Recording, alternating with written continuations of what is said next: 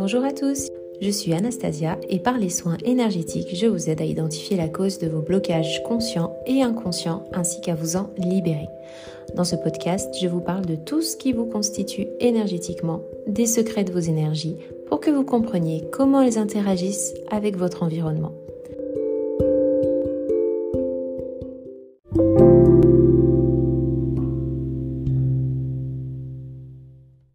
On entend beaucoup parler de taux vibratoire et on retrouve beaucoup d'informations qui expliquent comment le faire augmenter. Alors aujourd'hui, on va aborder ce sujet, à savoir qu'est-ce que le taux vibratoire et à quoi sert-il vraiment ? Tout est vibration, tout vibre, que ce soit les objets, les plantes, les animaux et vous. Le taux vibratoire, il est exprimé en unité Bovis. C'est une unité de mesure qui va indiquer à quelle fréquence vous vibrez. Elle donne donc une indication sur votre fréquence énergétique du moment. Il y a beaucoup de confusion à ce sujet puisqu'on va retrouver des informations sur Internet qui indiquent qu'il faut vibrer à tel ou tel taux. Sauf qu'il y a plusieurs paramètres à prendre en compte. Le taux vibratoire de la planète, qui a une influence directe sur le nôtre, a beaucoup augmenté au cours des dernières années. On retrouve souvent des échelles, des normes sur lesquelles l'humain doit ou devrait se retrouver. Cependant, elles ne sont pas toujours mises à jour. Comme on peut mesurer le taux vibratoire de tout ce qui nous entoure, il faut aussi prendre en compte le plan sur lequel on mesure notre taux. Est-ce que c'est sur le plan physique, pour un organe spécifique, sur le plan énergétique ou encore pour des objets ou des lieux ? On gardera bien en tête que le taux vibratoire qu'on obtiendra sera celui de notre fréquence à l'instant T. Il peut donc monter ou baisser dépendamment de comment vous vous sentez pendant la journée. Savoir sur quel plan on calcule ce taux, physique, émotionnel ou spirituel également, nous donne une indication, un repère de notre chemin d'évolution. Il peut donc monter ou baisser. Si vous êtes malade ou si vous consommez beaucoup d'alcool, cela peut avoir un impact direct sur la manière dont vous allez vibrer. Sur les échelles plus récentes, la norme minimale pour le plan physique est établie désormais à environ 11 000, 12 000.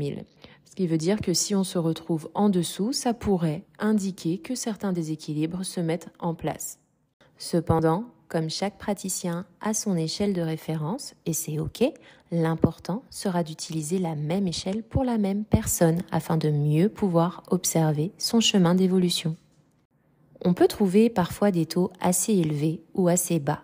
Ce qu'il faut prendre en compte, c'est le taux qui vous correspond le mieux. Et c'est là qu'il faut se demander, lorsqu'on souhaite le faire augmenter, pourquoi ? Parce que c'est à la mode ou par ego ? À savoir qu'un taux beaucoup trop haut, qui ne nous correspond pas, qui ne correspond pas à nos vibrations habituelles, pourra engendrer des déséquilibres sur le plan énergétique, entre autres. À l'inverse, s'il est trop bas pour la personne, on ira alors chercher identifier ce qui a fait baisser le taux avant de le travailler. On peut comparer ça un peu à lorsque l'on fait monter le son d'une radio qui est en train de grésiller avant de l'avoir mise à la bonne fréquence.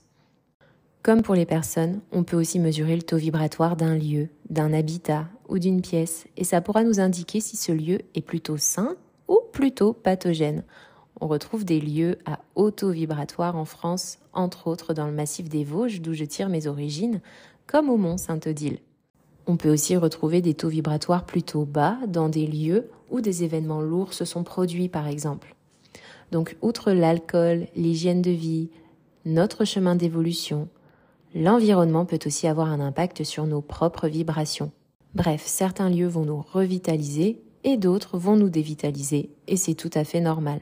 En conclusion, ce taux vibratoire n'est donc qu'une indication de la fréquence à laquelle vous vibrez à un instant précis. Et le meilleur moyen de se sentir bien, c'est de rester sur la fréquence qui vous correspond le mieux. Ce taux, il augmentera naturellement en fonction de votre chemin d'évolution et de ce qui est juste pour vous.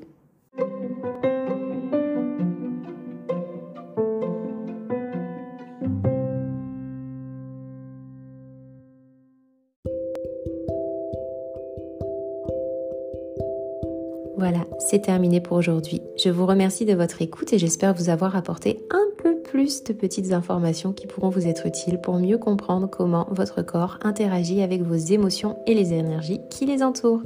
Je vous dis à très vite et prenez soin de vous.